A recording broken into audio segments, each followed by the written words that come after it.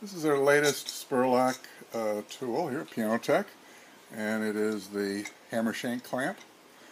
We manufacture this. It's aluminum tubing, and there are plastic inserts in either end. And it's designed to have clamping force in the middle and on the ends.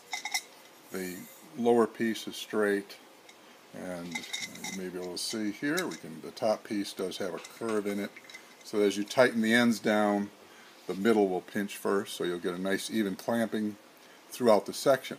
It's typically used to clamp a section of hammers, usually to trim the shanks, which we'll be doing, and also to do any touch-up on the tails after the set's been hung. So this is a jig here, but imagine this is the action frame. The hammers have been installed, they're on the stack, and this clamp opens up easily at this end, so you don't have to unscrew it. Okay, now we're going to clamp the set of shanks.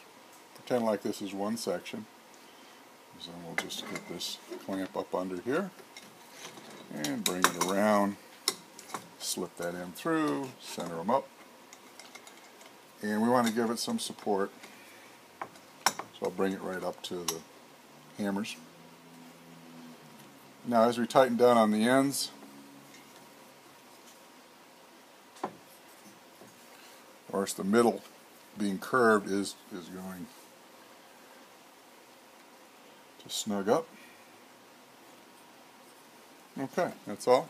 So that's in, and we can check it a little bit by grabbing the shanks, and you can see in the middle it's nice and tight, and on the ends, of course, we were tightening. That is tight. So that's set. Now we're going to use the shark saw, and I like to use this, the model 2410, and it's nice for this because there is a rigid back on there. It gives it a little more rigidity.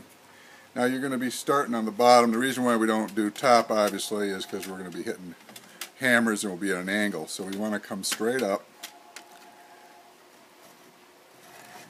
and you can really just run here, tighten up a little more.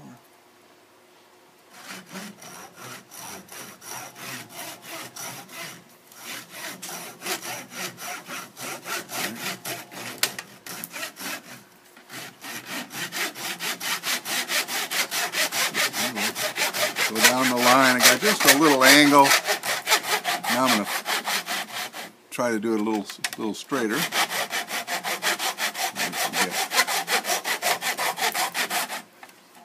Again, this little brace here helps a little, otherwise that saw, I'm trying to push it against the molding here as we go.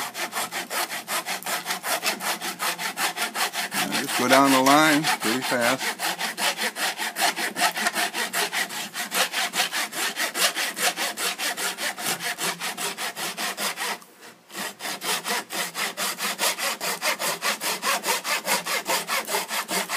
Now that we've got this done, there's some areas where we may want to get a little closer, because we do have even come this way. You want to be careful with the blade to not hit the felt. But now that we got the little pieces out of the way, you can actually get in a little closer. Now, once that's done, of course, we can take a sandpaper paddle and we can go over, although this is pretty smooth, so you could touch it up with the saw and just go over and touch it up here. And here's the sandpaper. Here's our little, just using the F-series paddles, so you can go over and smooth that out a little bit. Doesn't take much time. Now we're going to shape the, actually on this it was a pre-hang, so we are going to do the initial shaping of the tails, and then we'll show how you can, when you're all done, how you can use the file to just touch up the tails a little bit. and you're done. You can see it goes pretty fast, and you can get very, very smooth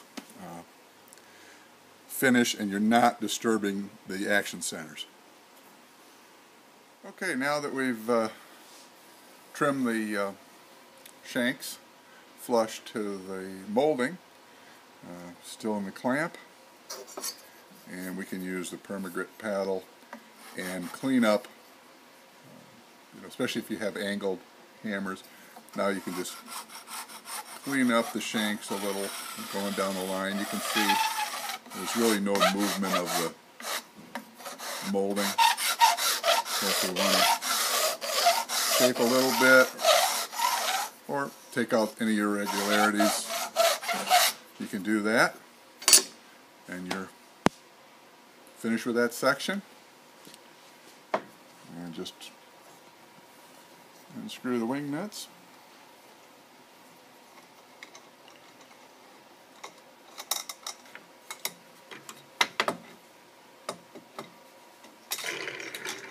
And we're all finished. Ready for the next section.